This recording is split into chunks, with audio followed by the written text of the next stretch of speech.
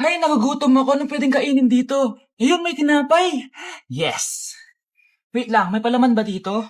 Ba't wala? Nasaan ba yung palaman na yun? Nay! Yes, anak? Nasaan po yung margarine na binili nyo? Ay, yung margarine? Nandyan lang yan sa lamesa. Eto ba?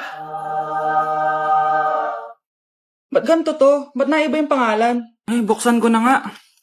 Lo, ba't ganon? Ba't medyo basa?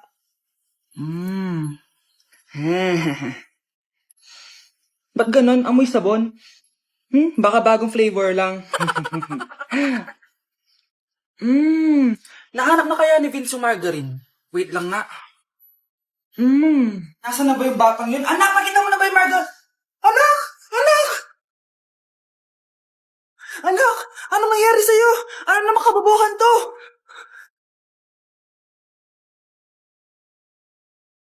Bakit absent ka kahapon, Scarlett? Ma'am, nagkasakit po kasi ako. Nagkasakit? Tinatamad lang yan, ma'am. Papansin talaga tong si Samantha. Nasaan yung ebidensya mo na nagkasakit ka? Meron po akong excuse letter, ma'am. Ay, excuse letter lang? Nasaan yung medical certificate mo? Medical certificate, ma'am? Hindi naman po pumunta ng doktor. Oh, paano ko malalaman na totoong nagkasakit ka? Ito po, ma'am, yung chat namin ng nanay ko. Ito po, ma'am, picture po ng thermometer na ginamit ko. Sus, kinuha mo lang yun sa internet eh. Papansin ka? Kulang sa pansin eh. Ay, hindi ko tatanggapin yan, be. Hindi kita i-excuse. Dapat medical certificate yung ibigay mo sa akin. Aba, ma'am, kailangan ka pang nagkakasakit, may medical certificate agad? Paano kung masakit lang yung katawan? Paano kung masakit lang yung puson? Kailangan mo agad ng doktor? Hindi kami mayaman, ma'am. Nay! Yes, anak? Pwede ba akong gumala? Sige, anak. Pero huwag kang lalabas. Huh? A few moments later. Nay, pwede ba akong maligo? Sige, anak. Pero huwag kang gagamit ng tubig. Nay, mag-swimming na lang ako. Sige anak, pero huwag kang magpapabasa. Kakain na lang ako. Nay, pwede ko ba kainin yung Graham sa ref? Sige anak, pero huwag mo bubuksan yung ref. Matutulog na lang ako. Nay, pwede ba ako matulog? Sige anak, pero huwag kang pipikit. 1 hour later. Nay, bakit palagi niyo ako pinipigilan sa mga gusto kong gawin? Pwede ba akong mabuhay na maayos? Sige anak, pwede mo nang gawin lahat ng gusto mo. Talaga, Nay? Pero huwag ka nang huminga.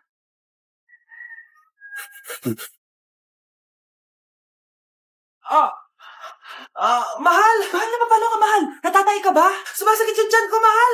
Manganganak ka na? Tara, dadalhin na kita kay kumare! Alis parang lalabas na!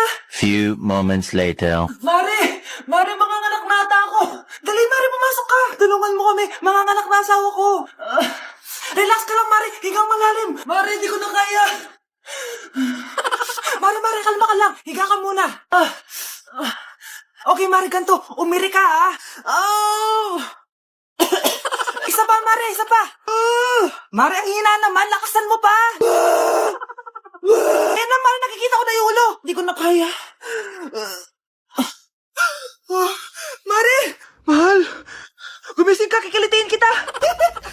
Mare, ang harot ha! Ayun na! Ayun na yung ulo lang! Tae! Deserve mo yan, anak! Oo, Nay. Deserve ko to.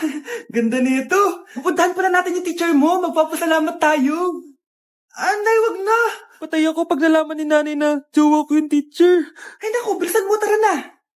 Sige po, Nay. A few moments later. Hello po. Hello po, ma'am. Napadaan po kayo dito. Ma'am, gusto ko lang po magpasalamat dahil with honors yung anak ko. Wala yun, ma'am.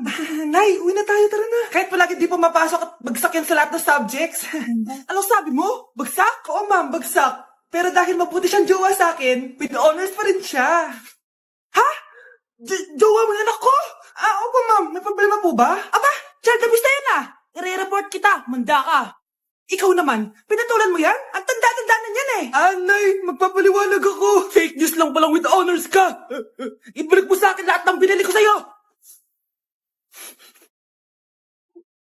Number 10. Last question na to, class, ha? 10 points to. Sana madali lang itanong ni ma'am. Mukhang mapaperfect ko to, Ano? Ang full name ni Jose Rizal. Full name? Akala ko full name niya na yun. Dinuro ba yan ni ma'am? Kung nakikinig talaga kayo sa discussion natin, alam nyo kung anong full name niya. Alam ko lang yung full name ng crush ko. Ano ba kasi full name niya? So wala palang nakikinig sa akin, ha?